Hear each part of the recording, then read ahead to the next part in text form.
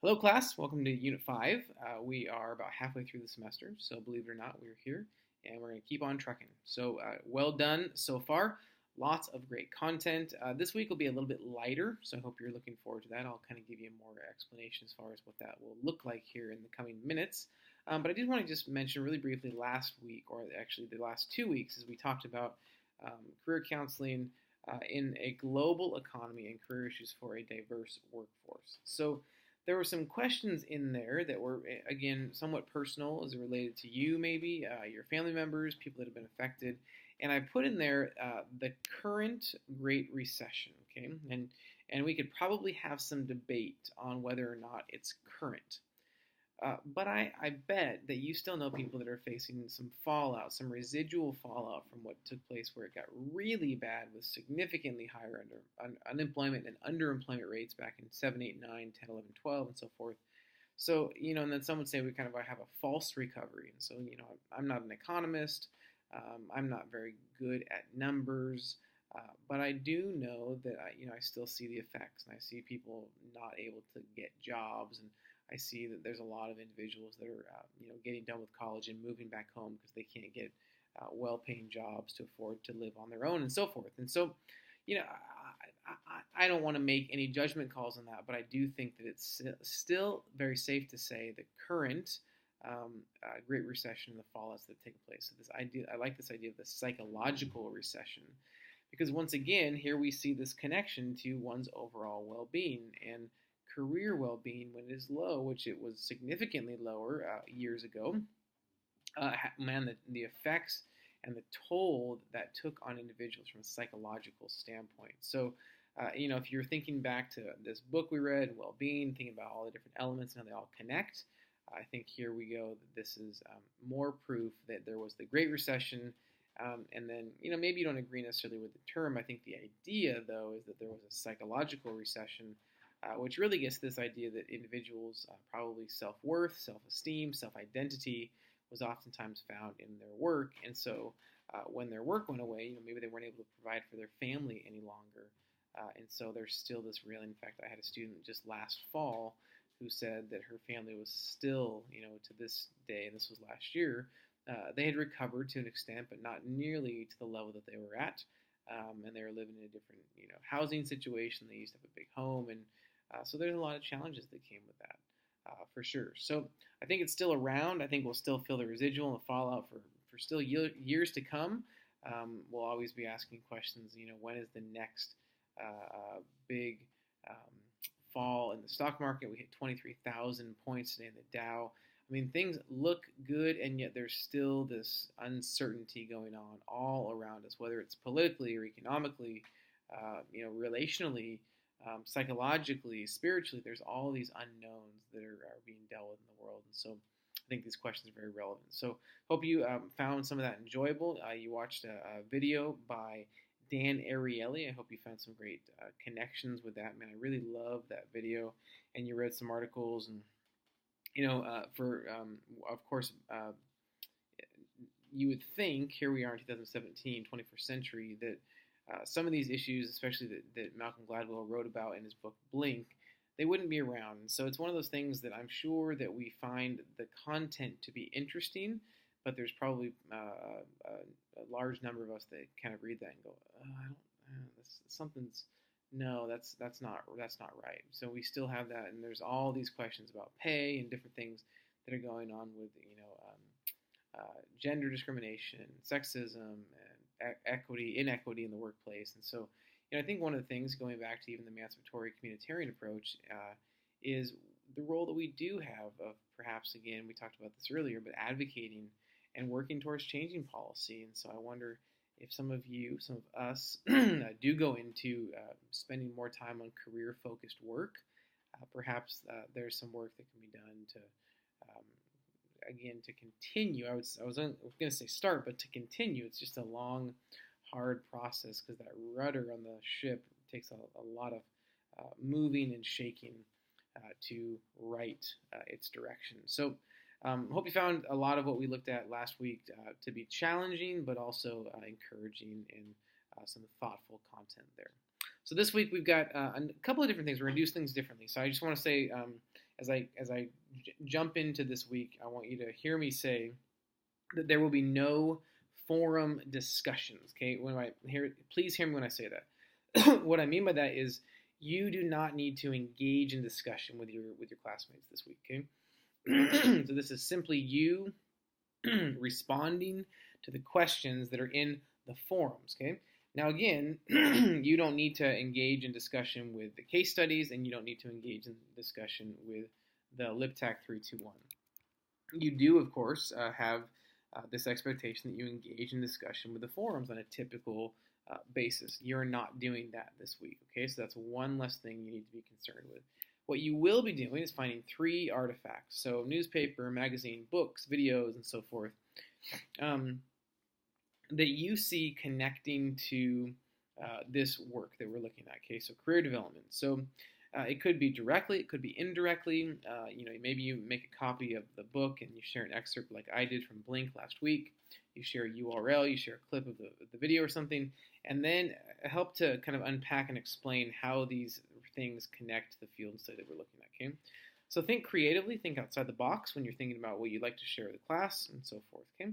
Provide a brief paragraph or so of description of why you found each artifact to be thoughtful and how you see it connecting to the field and study of career development and counseling. Additionally, discuss any connections to the career counseling process as discussed in Chapter 8 of the Anderson and Van de Heet text. Okay, and then you'll talk about what one technique do you find yourself most closely identifying? That's out of this chapter, these chapters we're looking at this week. Okay?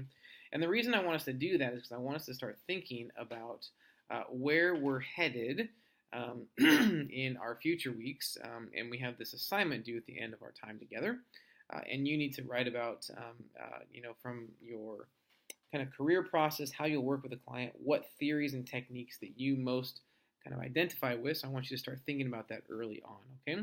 So share those things, and remember, you don't have to engage in discussion. You'll also have be reading LibTAC chapters 4 and 5, continue with your vocation and calling reading.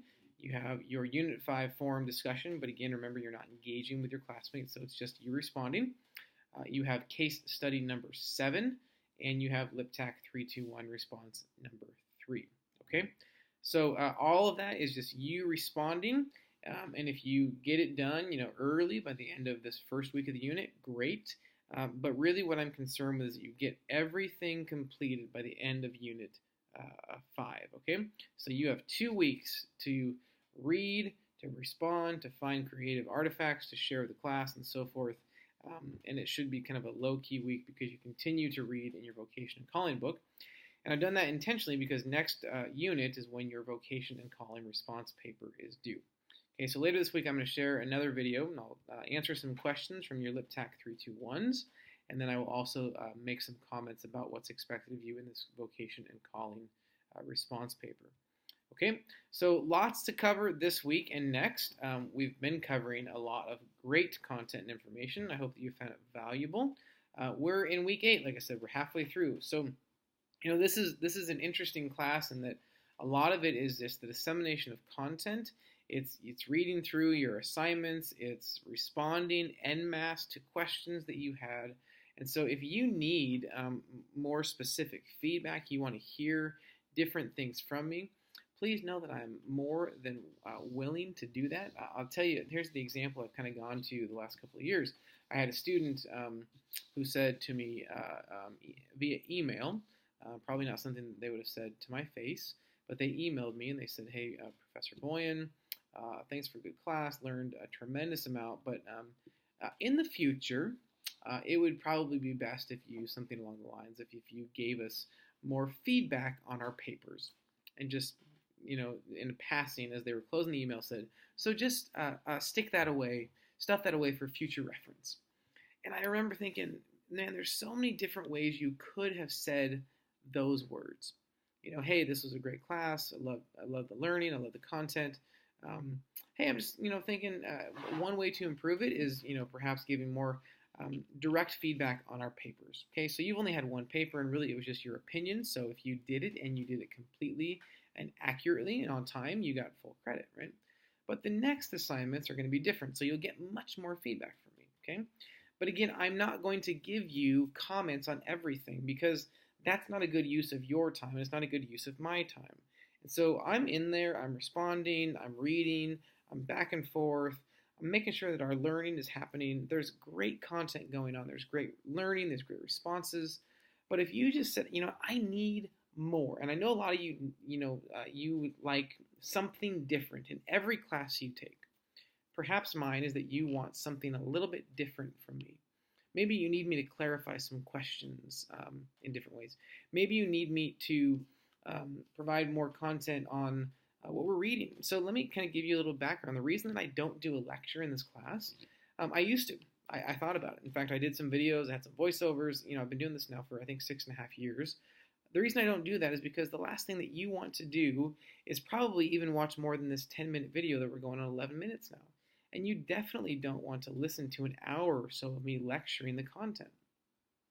So I want to facilitate this. I mean, learning is really this, somebody once referred to it as an instructor a professor is much more of an intellectual middleman. So they said an information broker. So someone who brings information that's available to the masses and makes it bite-sized and puts it into a format that then shares with learners so it's easier to digest. Okay? Because you could go out and find these articles. You could go out and write these papers on your own and read these books and all the things that we do in this class. But the reality is that you're probably not going to. You may find a suggested reading, or maybe you like this vocation and calling book that you're reading right now and you want to read another one. But most often, education is there because it facilitates learning intentionally. And so I think really in this class, that's the hope. That's the goal, because we want it to be an integration of career counseling, career development within the greater whole of marriage and family therapy. Knowing that you're probably not going to go into this world, how do we blend them? How do we make the most of your training, your previous and current training, and how does that, bolster? How does it strengthen career counseling? And then similarly, how does career counseling, career development strengthen and bolster your other work? Okay. So, but please, if you'd like me to explain some more things via video, or maybe you just have questions yourself, feel free to ask. Again, I don't want to assume that you need something or I'm giving you enough, but I've not heard from a lot of you, and for me that tells me that things are going well, which is great. I love when things are going well, and if things aren't going well, then by all means, please tell me. But I think they are right now, because what I've heard from you is that things are going well. So your assignments are there. I'll have your grades updated by probably Wednesday of this week, so everything should be up there. You're doing fine. You're doing well, and I hope you're just having a great time learning this content. So I'm having a great time learning with you, learning from you. I really look forward to this assignment as we have the artifacts, because a lot of the content, in fact, we'll watch some videos later on this term that I actually got from a student that found them online and shared them with the class. So perhaps some of the content that you share with us this week and next will be something that I'll end up using in future classes. So have a great week. I hope that Unit 6 goes well.